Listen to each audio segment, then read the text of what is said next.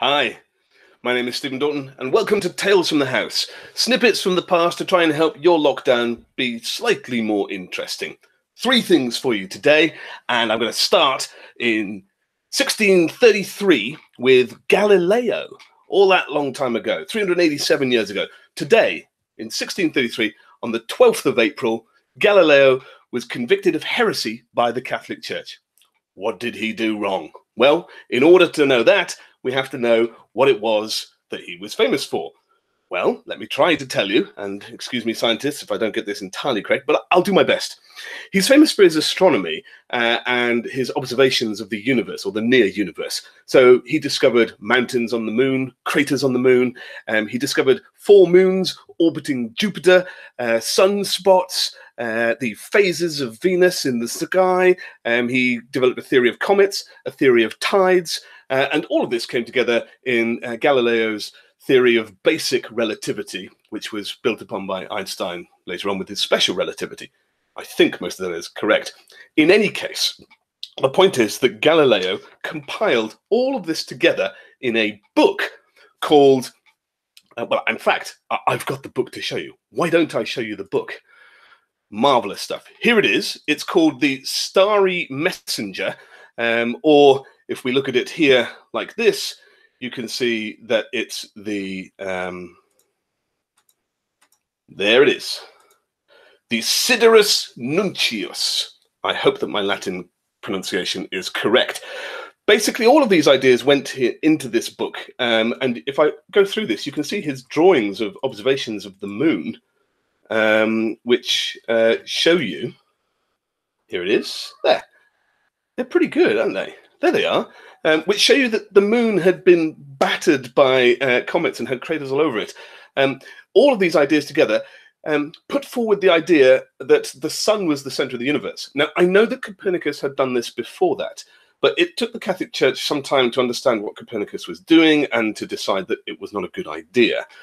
Because the Bible says the earth is the center of the universe. Well, having caught up with Copernicus, this book is worse, because Copernicus at least accepted that the universe was still God's creation and that it worked perfectly. But all of Galileo's research shows that the universe was not perfect. The earth is not even the center or the most important part of it. We've got planets, moons orbiting another planet, Jupiter. The phases of Venus from crescent to full sphere shows that it's passing behind the sun, proving that we're orbiting the sun. But then you've got the comets and the damage on the moon prove that things are not perfect. This is a very dangerous idea to suggest that the universe is chaotic. We're not at the center of it, and that if God did create it, then God is not really very good at doing it, because it's all chaotic out there. Sunspots, comets flying around, hitting things. This can surely not be design. This is chaos and dangerous stuff at that. So having caught up with Galileo's idea, he was instructed by the Pope that this must not be taught. And he was encouraged to keep the peace. But he didn't do that. He continued to teach it. And by 1633, he found himself in front of a papal court. And in order to save himself from jail, found guilty of heresy. Today, April 12th in 1633, he agreed that he would be silent on the subject. And he basically lived the last 9 years of his life under house arrest by the Catholic Church, dying in 1642 at the age of 77. But that isn't the end of his story. He wasn't allowed to be buried in magnificence for some time. And it wasn't until 95 years later that Galileo actually ended up being buried in a tomb where you can see today, this tomb here. And if you go and have a look at this, it's in the Church of Santa Croce in Florence. And that's what you'll see today. But he was moved there 95 years after he was buried in 1737. And the people who were moving him decided to take a souvenir, a bit like people had ribs and the ear or the, of saints. I've actually seen the hand of St. Francis Xavier on myself, but they took some souvenirs of a great scientist. It's not really any different. So somebody broke off his index his index finger. They broke off his index finger and kept it. And you can see Galileo's index finger today in Florence. If you go to the Museo Galileo, here it is, just there. That's Galileo's index finger that held the telescope and made all of these discoveries, coming to the idea of basic relativity of the universe. Amazing that you can still see that all this time later. But also a bit weird that somebody thought, I'll just break it off when I'm moving his tomb and reburying him.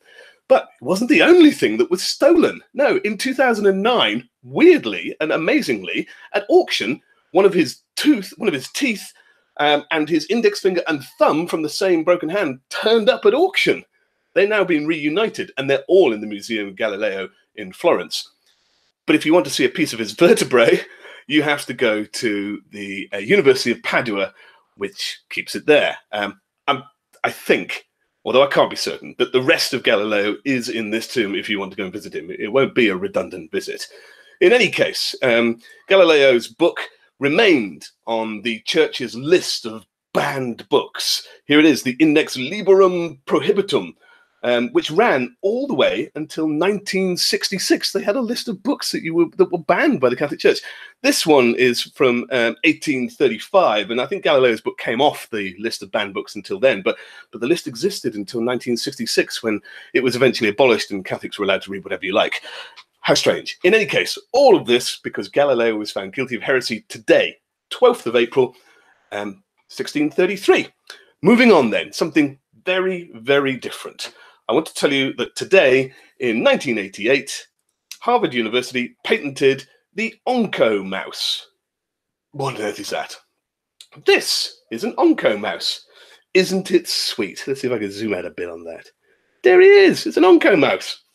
Well, an Oncomouse is genetically engineered to make it more susceptible to cancer.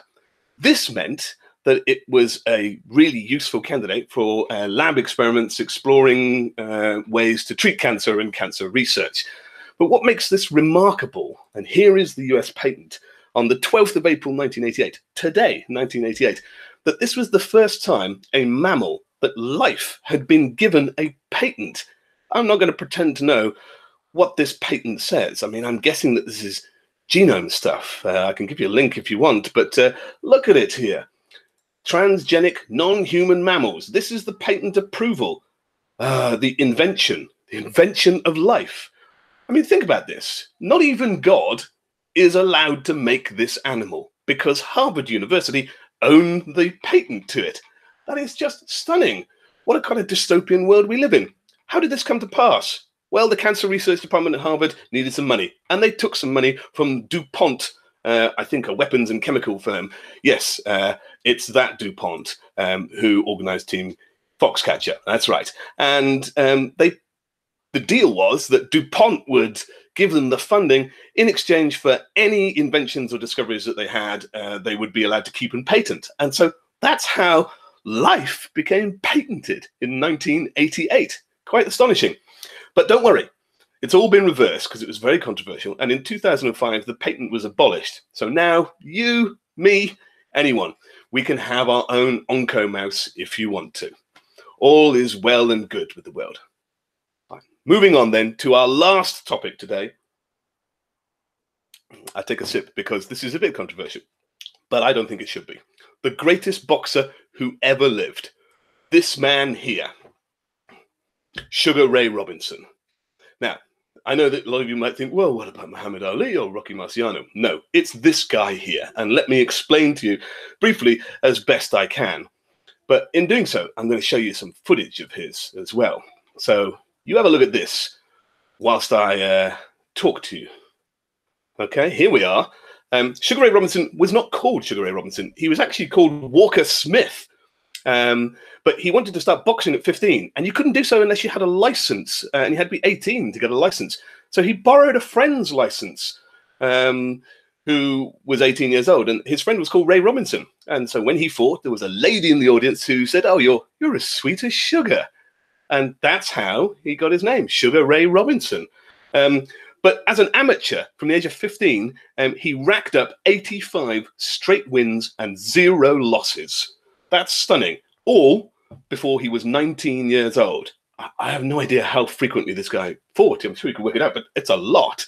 And then he joined the welterweight division in order to try to become champion. And there, it just continued. He racked up 128 wins with only one loss in the course of 11 years. And that included a run of 91 straight victories, which to date is still the longest string of victories at the highest weight ever. And I don't think anyone's going to beat that. 91 straight victories in a row. But he had 128 with only one loss. I know. Who was the loss to? Jake LaMotta, the Raging Bull. A Robert De Niro film. I ain't going to show you a clip of that because I'll get taken down from YouTube if I do. So there we are. But don't worry. He fought LaMotta 6 times and he beat him all 5 other times. So he got his own back on that one loss. But I mean, some of the stats of him boxing is incredible. In 1950, I think he boxed 19 times in 1 year.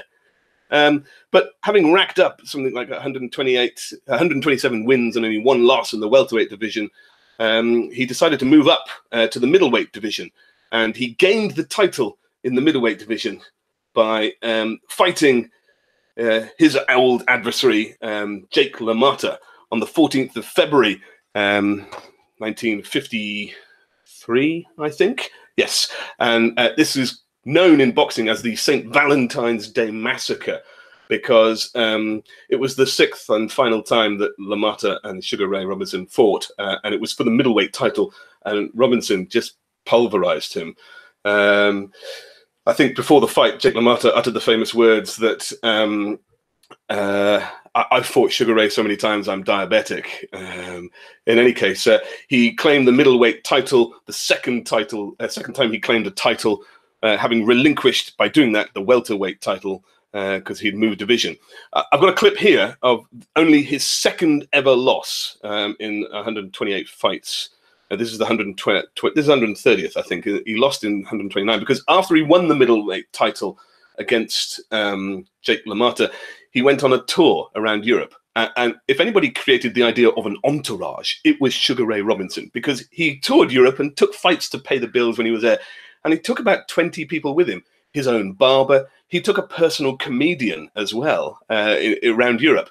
And he had to pay for all of this. So he took boxing fights when he was there. And in London, he lost to Randy Turpin.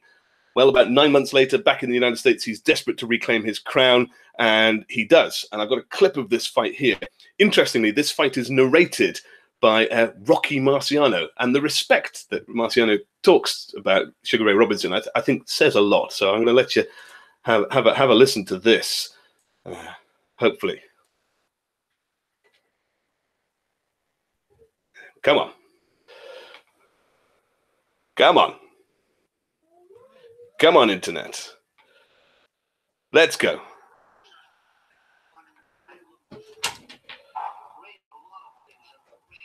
He certainly isn't strong. A guy like Turpin can push him around. You've got to watch this guy, Ray.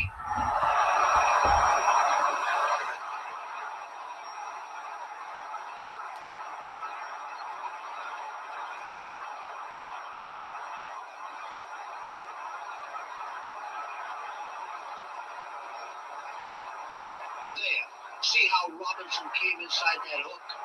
That's the way the good fighters do it. Anybody who tries to step away from a left hook usually has a face that looks like it got caught in a car accident. I love that commentary from Marciano. There, look at how he steps inside that left hook. Anyone who steps away from a left hook usually has a face that looks like it got caught in a car accident. I mean, I'm going to listen to him. He knows what he's talking about. So, Sugar Ray Robinson then. Greatest boxer ever? Well, probably. Because he actually regained, this was the 3rd time he regained a title, the middleweight title for the 2nd time, but a 3rd title. He actually regained the title 6 times champion, and no one's ever done that in any division since. But he was also quite a kind gentleman. In 1950, he donated all but $1 of his takings in his last fight of the year to cancer research. And this was at the height of his fame, when he would have been reeling in 60,000 people for a fight and television as well. In 1947, when he made his first defense of the welterweight title, he didn't want to fight. It's his first defense. And he had a dream the night before. He was fighting a man called Jimmy Doyle. He had a dream the night before that he killed him in the fight. And he said, I don't want to go through with it. But he was coaxed into going through to the boxing match. A priest persuaded him, it would be all right, don't worry about it. And he knocked him out, gave him such a pulverizing that actually what transpired is that later that evening, Jimmy Doyle did die. And Sugar Ray Robinson was devastated. Before the fight, Jimmy Doyle had said, when asked, what are you going to do if you win with the money? He said he was going to buy his mother a house. And so that's what he did. For the next 4 fights, Sugar Ray Robinson donated all of his takings to Jimmy Doyle's mother so that she could have the house and fulfill his son's wishes could be fulfilled.